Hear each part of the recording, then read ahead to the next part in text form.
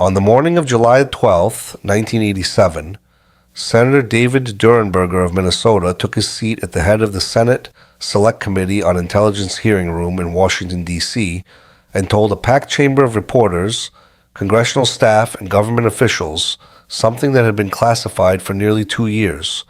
The new American embassy in Moscow, Durenberger said, was a giant listening device.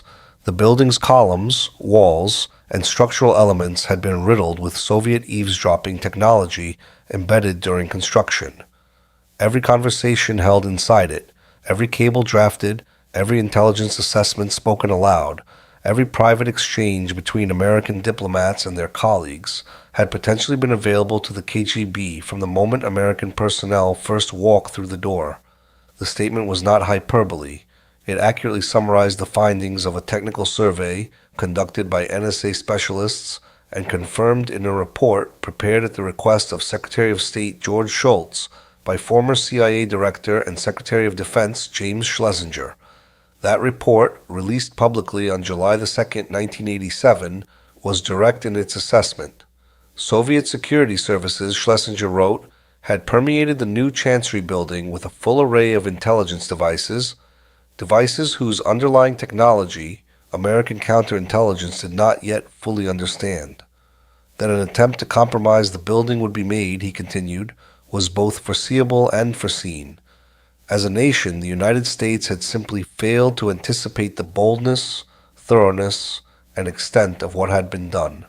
The story of what happened at 1921 Novinsky Boulevard in the Presnensky district of Moscow, how a building intended to serve as the nerve center of American diplomacy in the Soviet Union became, in Schlesinger's words, permeated with a full array of intelligence devices, is the story of decisions made under political and diplomatic pressure, of a critical clause inserted into a construction agreement at the insistence of Soviet Ambassador Anatoly Dobrynin, of warnings raised and not acted upon, and of systemic failures within institutions that had every reason to know better.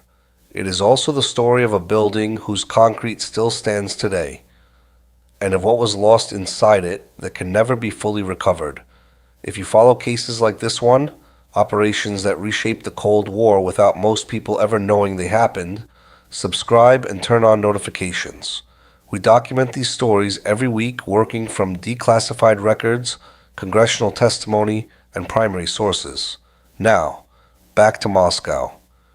The origins of the Moscow embassy disaster reach back not to the late 1970s, but to a negotiating table in 1972, when the United States and the Soviet Union were in the early stages of détente, and both governments were working to modernize their diplomatic facilities in each other's capitals. The United States had maintained a presence in Moscow since 1933, when President Franklin Roosevelt formally recognized the Soviet Union, and the existing chancery at Ulitsa Tchaikovskogo was by the early 1970s aging, overcrowded, and, according to repeated assessments by State Department security officials, comprehensively penetrated by KGB listening devices. The Soviets, in turn, wanted a new facility in Washington, a larger, more prominent compound that would reflect the Soviet Union's standing as a superpower. The reciprocal arrangement was negotiated as a package. Both sides would build. Both sides would receive new facilities. The agreement, when it was finalized in 1972, contained a provision that Walt Stoessel, then serving as Assistant Secretary of State for European Affairs and later ambassador to both Germany and the Soviet Union, objected to strenuously. The construction agreement, as Stoessel later described it in interviews preserved through the Association for Diplomatic Studies and Training, allowed the Soviet side to prefabricate structural elements of the new Moscow Chancery off-site, away from any American observation, and then deliver them to the construction site for installation. Stoessel's objection went directly to the implications of that clause. Prefabricated structural components manufactured in Soviet facilities under Soviet supervision, with no American oversight, could contain anything. They could contain listening devices cast into concrete before it was ever delivered to Novinsky Boulevard, making detection and removal essentially impossible once the building was assembled. Soviet Ambassador Dobrynin had intervened personally to push the agreement through. According to accounts from the period, Dobrynin went to Henry Kissinger, then serving as National Security Advisor to President Nixon, and delivered a blunt message. Brezhnev was coming to Washington and wanted one of the major agreements to sign. The State Department's resistance to the prefabrication clause was making that impossible. Kissinger, as Stoessel later recounted, believed Dobrynin over his own staff and directed that the agreement be signed. The prefabrication clause stayed in. The cornerstone of the new Moscow chancery was laid in September 1979. The building was designed by the firm of Skidmore, Owings, and Merrill, under architect Charles Bassett, a red brick structure intended to convey, in the State Department's own description, some American flavor while fitting the scale of the surrounding Presnensky district.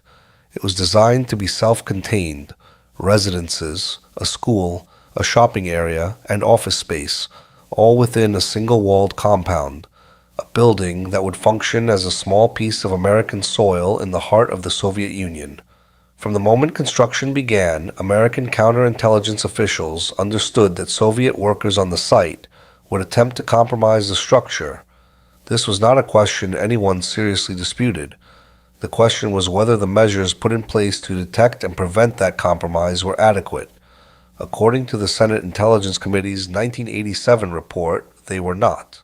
American countermeasures against Soviet technical penetration, the report concluded, had to be directed against a huge prefabricated structure already in place. The KGB, in other words, had gotten there first. The prefabricated columns and wall sections arriving at Novinsky Boulevard had already been prepared in Soviet facilities before a single American security officer could examine them. The scale of what was happening exceeded what American security personnel were positioned to address. Soviet workers outnumbered American security oversight staff by a ratio that made meaningful monitoring essentially impossible. The perimeter sensors and closed-circuit television monitoring that American officials had installed were, according to the Senate Intelligence Committee, soon disabled through a series of what were officially described as mishaps. Whether those mishaps were accidents or deliberate acts of sabotage was never definitively established. The effect was the same either way. The KGB had access to the construction process, and American counterintelligence was, in the committee's own assessment, playing catch-up almost from the beginning. By the early 1980s, some officials on President Reagan's National Security Council had become seriously concerned.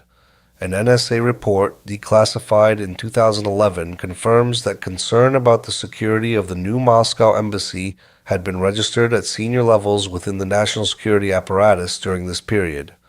A secret report sent to Reagan by an advisory intelligence panel, reported by the New York Times in 1987, had warned that the embassy in Moscow was vulnerable to Soviet espionage. Reagan was later asked why he had not acted immediately on this warning. "We thought we were doing something," he told reporters. "We never took anything like that lightly." The building was completed and American personnel began moving in during 1985. The Chancery offices were prepared for occupancy. Communication systems were installed and tested. The technical infrastructure that would support the embassy's intelligence functions was put into place.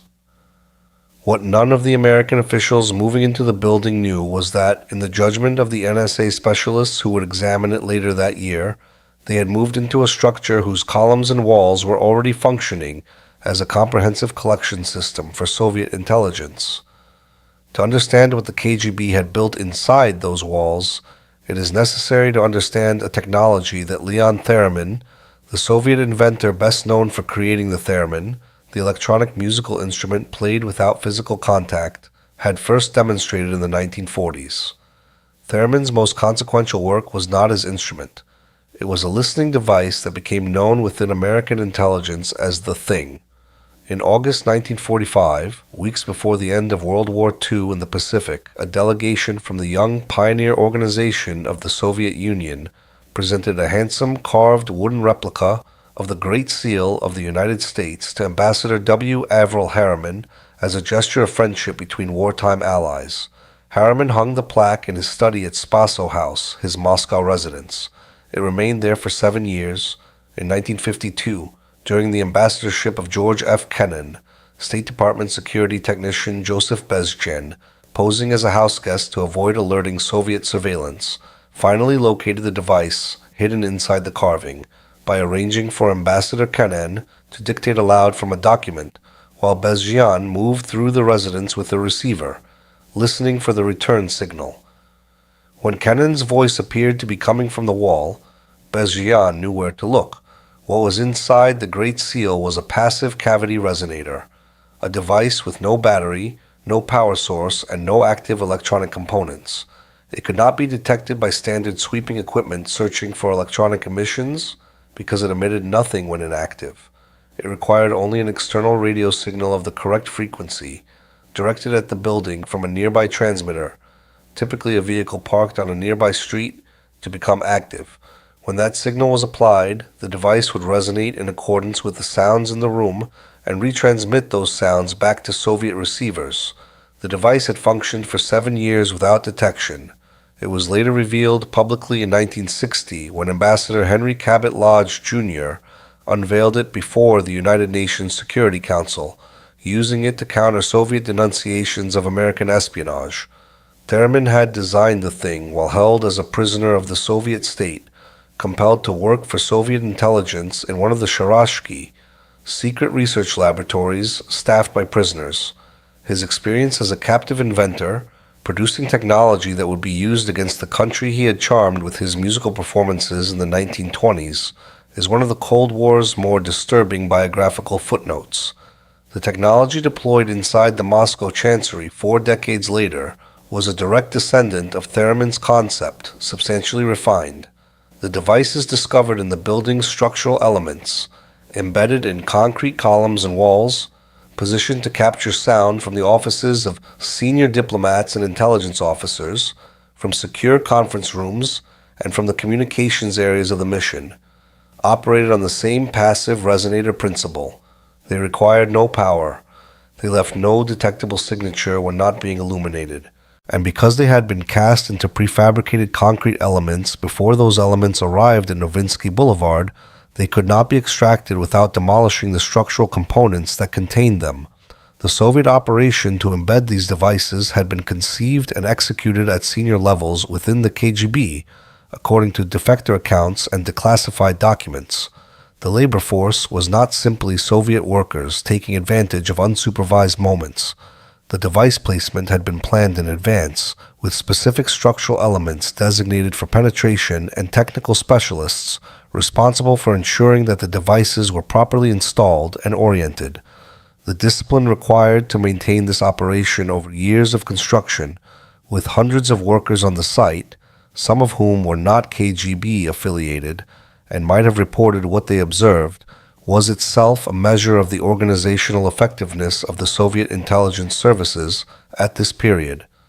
The anomalies that first indicated the building's compromise did not emerge from the building itself, but from what the Soviets appeared to know about it. According to Ronald Kessler's 1989 account in Moscow Station, which drew on interviews with serving and former intelligence officials, American signals intelligence collection in the months surrounding the embassy's occupancy began picking up indications that Soviet intelligence possessed detailed knowledge of conversations and activities that had occurred inside the new facility. The specificity of what the Soviets appeared to know was inconsistent with any conventional source of penetration. No human agent with plausible access to the building could have produced information of that volume and precision. In the summer of 1985, American officials convened emergency meetings in Washington to address what the preliminary technical assessment had concluded. The building should be treated as a compromised facility. Secretary of State Shultz, confronted with the scope of what the NSA review had found, commissioned the Schlesinger investigation. Former Secretary of Defense James Schlesinger, who had also previously served as CIA director, spent 5 months examining the situation before delivering his report. The assessment confirmed the worst. The new chancery had been permeated throughout. Devices concentrated in precisely the locations where sensitive conversations were most likely to occur. The senior offices, the conference rooms designated for classified discussions, the communications areas where American diplomatic and intelligence cables were handled. Remediation, the report concluded, would be costly, time-consuming, and dependent on a degree of Soviet cooperation that was unlikely to be forthcoming. The period during which American personnel had worked in the building without knowing the full extent of its compromise extended from the beginning of 1985 to the public exposure in the summer of 1987, more than 2 years. During those 2 years, the Moscow embassy had handled the complete range of American intelligence and diplomatic activities in the Soviet Union. Human intelligence sources, Soviet citizens cooperating with American intelligence, were among the gravest concerns, because the identities and handling of those sources had potentially been transmitted through the building's compromised structure to the KGB. The timing was devastating. 1985 was among the most catastrophic years in the history of American intelligence in the Soviet Union. In June of that year, the KGB announced the expulsion of Paul Stambaugh, a CIA officer working under diplomatic cover in Moscow, and disclosed that Stambaugh had been caught attempting to meet Adolf Tolkachev, an aviation research specialist who had been the CIA's most valuable human source in the Soviet Union. Tolkachev had been arrested on June 9, 1985, 4 days before that announcement, as he drove back toward Moscow from his dacha. He would later be executed. Whether Tolkachev's exposure was connected to the compromised building, to the KGB mole Aldrich Ames, who had begun spying for the Soviets in April of that same year, or to the former CIA officer Edward Lee Howard, who had been briefed on Tolkachev and subsequently defected, or to some combination of all three, was a question that the available evidence has never permitted to answer with certainty. What can be established is that the loss of Tolkachev, one of the most important assets American intelligence had ever run in the Soviet Union, occurred in the same season that the Moscow embassy was being used as a collection platform against American operations. The events surrounding the embassy penetration intensified sharply in August 1985, when Colonel Vitaly Yurchenko of the KGB walked into the American embassy in Rome on August 1st and told the duty officer he wanted to defect.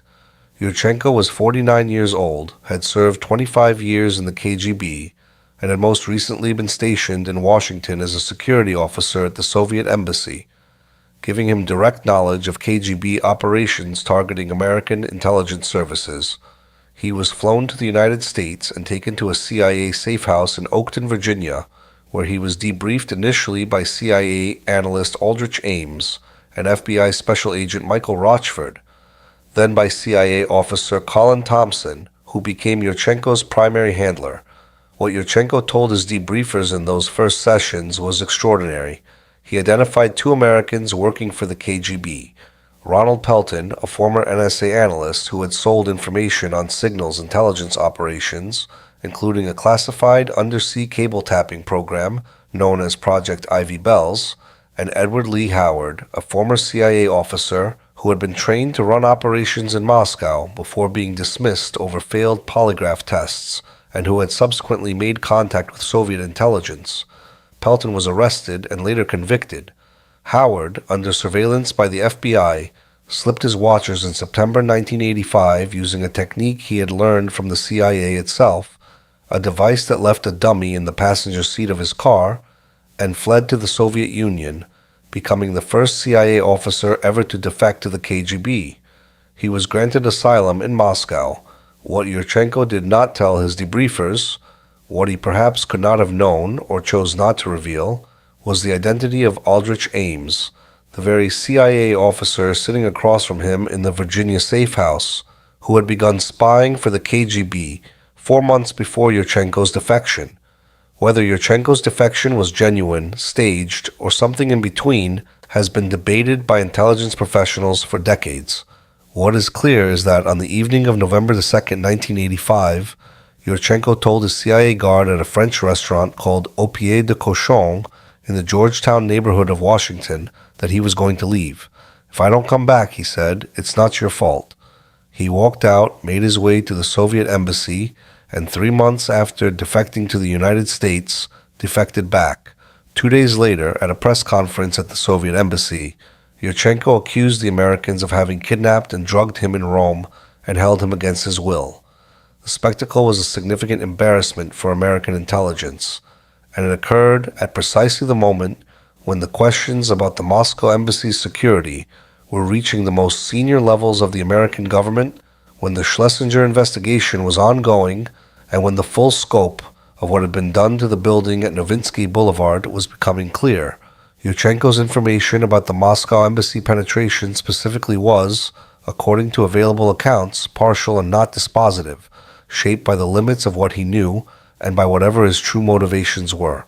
But his defection and redefection, taken together with the embassy investigation, the Tolkachev arrest, the Howard defection, and the still undetected activities of Aldrich Ames, created a picture of 1985 as a year in which the KGB had achieved a series of penetrations of American intelligence, so damaging and so interconnected that the full extent of the harm has never been publicly assessed with precision. The congressional hearings that brought the Moscow embassy crisis to public attention began in the spring of 1987, triggered not only by the building's penetration but by a separate and damaging scandal. The disclosure that Marine Security Guard Sergeant Clayton Lonetree had been recruited by the KGB and had passed documents, floor plans, and photographs of intelligence personnel to Soviet handlers. Congressman Daniel Mica, chairman of the House Foreign Affairs Subcommittee on International Operations, and Congresswoman Olympia Snow traveled to Moscow in April 1987 to investigate.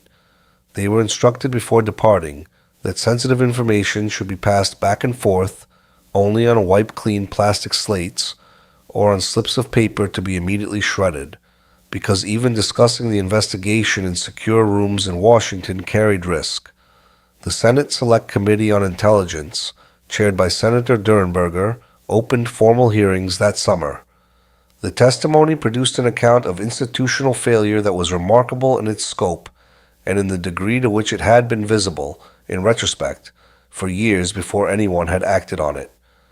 Ambassador Arthur Hartman, who had served as American ambassador to the Soviet Union from 1981 to 1987, told the committee that he had been unaware of the massive security breach that had occurred while he was ambassador.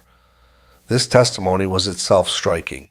The senior American official in Moscow during the years the building was being occupied had not been told the full extent of what the technical survey had found. The decision to withhold that information, made on counterintelligence grounds, to prevent the Soviets from learning that the compromise had been discovered and potentially adjusting their collection methods, had left the ambassador operating in a compromised facility without the knowledge he would have needed to impose meaningful protocols. The Schlesinger report, released on July 2, 1987, contained language that was direct to the point of severity. Soviet security services, Schlesinger had written, had permeated the building. American counterintelligence had failed to anticipate the boldness and extent of the penetration. The prime party to blame, Schlesinger told a press conference, was not the Soviets. It was the United States. We have presented them with too much opportunity, too much temptation for them to resist. The hearings returned again to the 1972 prefabrication clause, the same provision Stoessel had objected to 13 years earlier, as the root cause of everything that followed. The Senate Intelligence Committee agreed, concluding that the use of Soviet labor and Soviet-manufactured structural components had been, as Representative Henry Hyde later put it from the House floor, a fatal error. It was an error made during the era of détente, when Nixon and Kissinger believed that larger diplomatic interests outweighed the security objections raised by their own staff. The KGB had spent the next decade and a half ensuring that the United States paid for that judgment. The political consequences of the hearings reached the Reagan administration directly. Reagan had been informed through the 1985 Advisory Panel report that the embassy was vulnerable. He had said, in response to questions about why more had not been done, "We thought we were doing something." Critics were not satisfied with that answer. The embassy scandal became part of a broader reckoning in 1987 about the administration's management of intelligence and diplomatic security, a reckoning that included the Walker spy ring case and that left the American intelligence community in a period of sustained institutional examination. The Soviet government's official response to the hearings was denial, accompanied by expressions of offense at what Soviet spokesmen characterized as unfounded allegations. This was the standard diplomatic posture and was what anyone familiar with Cold War conventions would have expected. Less officially, Soviet diplomats communicating through back channels conveyed what American interlocutors described as a combination of genuine satisfaction at the operation's technical success and a degree of concern about the diplomatic fallout from its public exposure. The Soviet Embassy in Washington, the facility constructed on a prominent hill near the National Cathedral on Wisconsin Avenue, during the same period that the Moscow Chancery was being built, was placed under comprehensive security review, following the exposure of the Moscow penetration. Ambassador Harriman, in his later oral history interview, confirmed that American intelligence services had taken their own steps during the construction of the Soviet Washington facility. "We put little microphones and various bricks around the building," Harriman acknowledged. The Russians, he noted, found everyone. The competition, as he described it, had been mutual, methodical, and ultimately inconclusive. The question of what to do with a 9-story diplomatic and intelligence facility that had been permeated with listening devices its occupants could not remove was one that consumed the American government for years. The devices were embedded in concrete.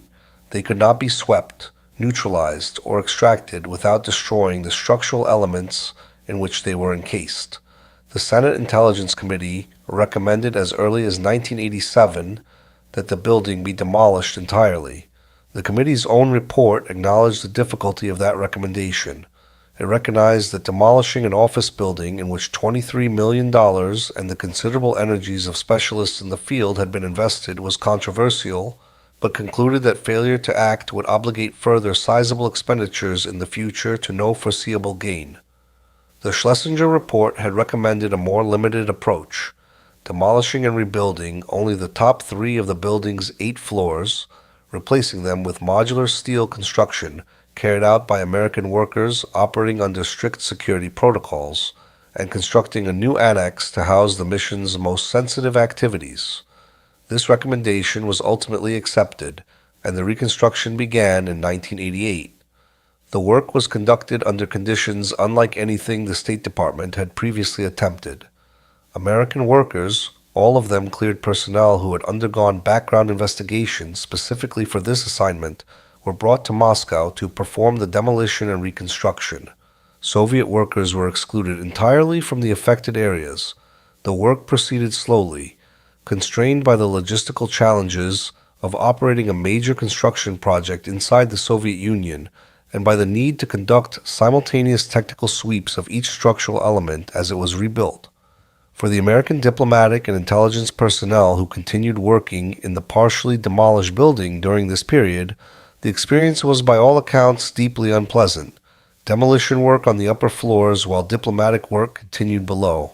Constant noise and dust, and the knowledge that the building around them had been systematically compromised.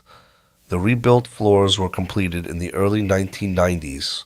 The Soviet Union did not survive long enough to make full use of what the rebuilt facility represented. The KGB was formally dissolved following the failed coup attempt against Mikhail Gorbachev in August 1991, and the Soviet Union itself ceased to exist in December of that year. The Cold War that had given the Moscow embassy penetration its context, its purpose, and its human cost was over. The building at Novinsky Boulevard continued to operate as an American diplomatic facility in a country that was no longer the adversary for which the penetration had been designed. The careers and fates of the people most directly associated with the Moscow embassy scandal varied in ways that reflected the complexity of assigning responsibility for a failure that had so many contributing causes spread across so many institutions and so many years. Ambassador Harriman completed his Moscow posting in 1987 and returned to the United States, where he gave congressional testimony, cooperated with the Schlesinger investigation, and spent the subsequent years engaged in diplomatic consulting and oral history interviews. His account of the embassy years, preserved in the Association for Diplomatic Studies and Training Archives, is candid about the extraordinary security challenges he faced during his tenure, the Lone Tree scandal, the building's compromise, the cascading intelligence losses of 1985, and about the degree to which Washington's understanding of those challenges was limited by the very secrecy that counterintelligence required. James Schlesinger, whose blunt report had set the terms of public understanding of the disaster, had stated publicly that the prime party to blame was not the Soviets but the United States, a judgment that was not popular in all quarters but that the available evidence supported. His recommendation for partial demolition and reconstruction shaped the eventual remediation approach. He continued to speak publicly about intelligence and defense issues until his death in 2014 at the age of 85. Adolf Tolkachev, the aviation research specialist who had been the CIA's most valuable source in Moscow, was tried by Soviet military tribunal and executed on September 24, 1986.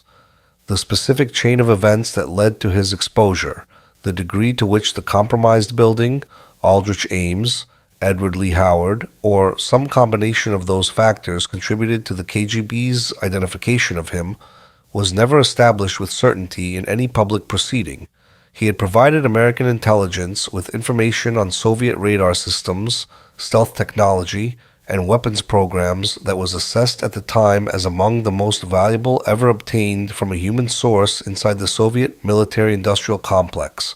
He was 59 years old when he was executed.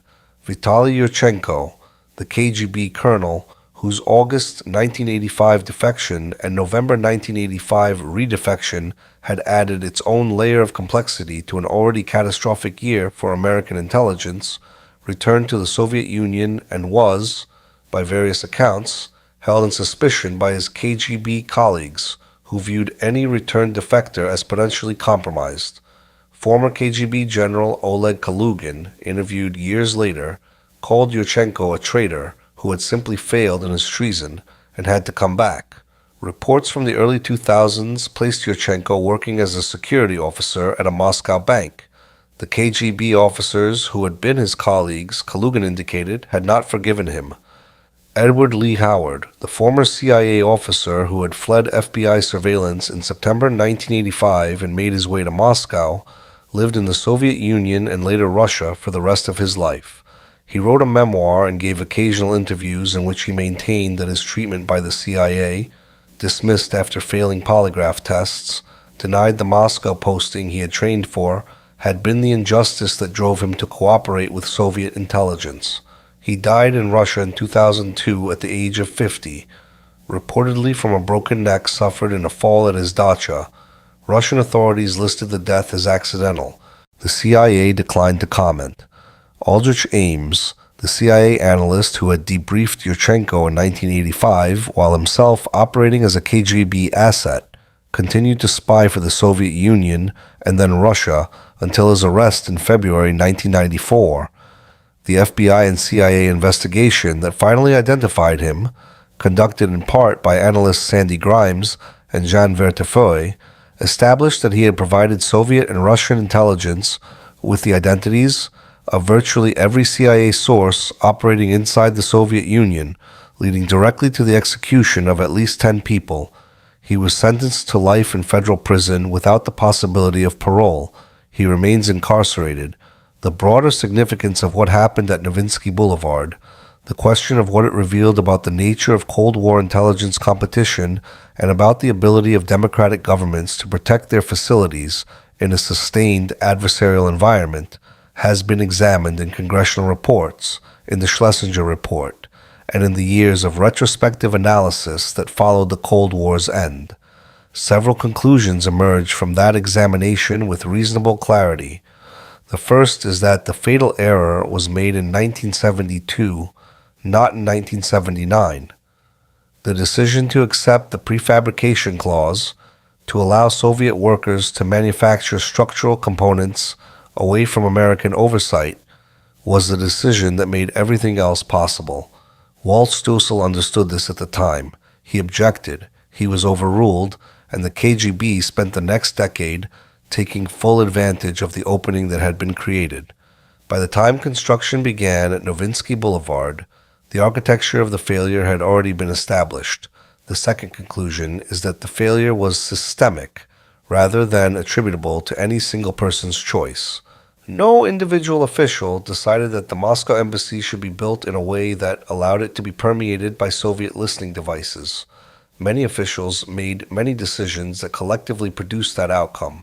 Decisions about what security clauses to prioritize in a diplomatic agreement, about how many counterintelligence personnel to assign to a construction site, about what to do with anomalous technical findings, about how to balance counterintelligence concerns against diplomatic and budgetary constraints. Each of those decisions, viewed in isolation, had a defensible rationale. The cumulative effect of all of them was catastrophic. The third conclusion, the one that James Schlesinger reached and stated publicly, and that remains the most important, is that the responsibility lay primarily with the Americans, not the Soviets. The KGB did what any competent intelligence service would have done when presented with the opportunity.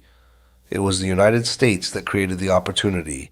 By accepting a construction agreement that left its most sensitive diplomatic facility exposed to exactly the kind of penetration that all parties understood was coming. Senator Durenberger's formulation, a giant listening device, was a phrase that captured the technical reality. The building was not simply bugged, it was architecturally compromised. The structure itself had been designed from the Soviet perspective as a collection platform. Every office, every conference room, every communication suite that American personnel used in good faith was, from the moment they entered it, functioning as Soviet intelligence had intended when Soviet workers embedded resonators in the concrete around it. The building still stands on Novinsky Boulevard. Visitors who pass through the compound today enter through security checkpoints that did not exist when the building first opened. The upper floors, the rebuilt ones, constructed by American workers in the late 1980s under security protocols that the original construction never had, are visually indistinguishable from what they replaced. The lower floors are the original construction. The concrete is unchanged. What is embedded in it is still there. Arthur Hartman, reflecting on his years as ambassador in the oral history he gave after returning from Moscow, described the situation he had found when he arrived in the early 1980s as one of total disorganization.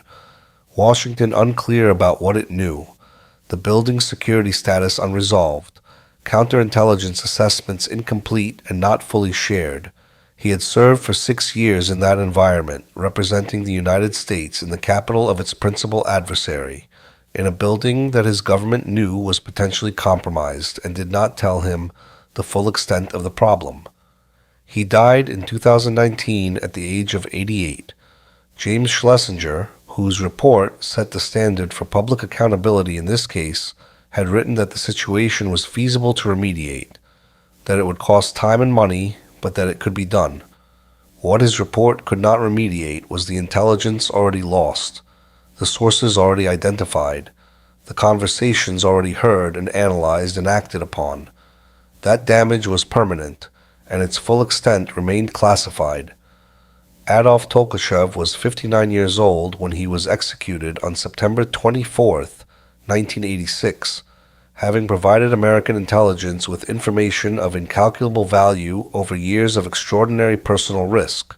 He was executed believing, as best as the available evidence suggests, that he had been betrayed by a combination of factors whose precise weighting will never be publicly established.